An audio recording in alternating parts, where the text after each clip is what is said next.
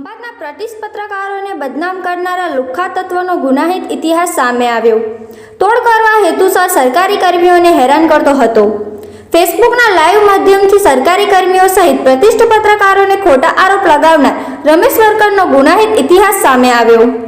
રમેશ વણકરે એક સગીર વયની દીકરી પર બળાત્કાર ગુજાર્યો હતો. પોસ્કો અને બળાત્કાર કેસમાં નડિયાદ નામદાર કોર્ટે 7 વર્ષની સજા ફટકારી હતી. 32 જેટલા બાઇક ચોરીમાં મુખ્ય આરોપી રમેશ વણકર સંડોવાયેલ છે. અન્ય 7 ચોરીના કેસો અને 2 ચેપ્ટર કેસો પર રમેશ ઈશ્વર વણકર સામે નોંધાયા છે. શહેર અને ગ્રામ્ય વિસ્તારમાં ખોટા એટ્રોસિટીના કેસો કરી નાણાં પડાવતો હોવાનું કારસ્તાન. ભીમ આર્મીના અધ્યક્ષ પદનો ખોટો ઉપયોગ કરતો હોવાની ફરિયાદો. લુખ્ખા તત્વ દ્વારા લાઈવ વિડીયો વાયરલ કરતા પહેલા સોશિયલ યુઝર સાવધાન. ખોટા પુરાવા વગર તોડ કરનારા ઈરાદે રોનક એન્ટરપ્રાઇઝ ઉંદેલ રાઠોડ ફેસબુક પેજ પર લાઈવ વિડીયો વાયરલ કરતો હતો. બળાત્કાર, બાઇક ચોરી સહિત ચોરીના 9 જેટલા ગુનાઓમાં સંડોવાયેલ છે રમેશ વણકર.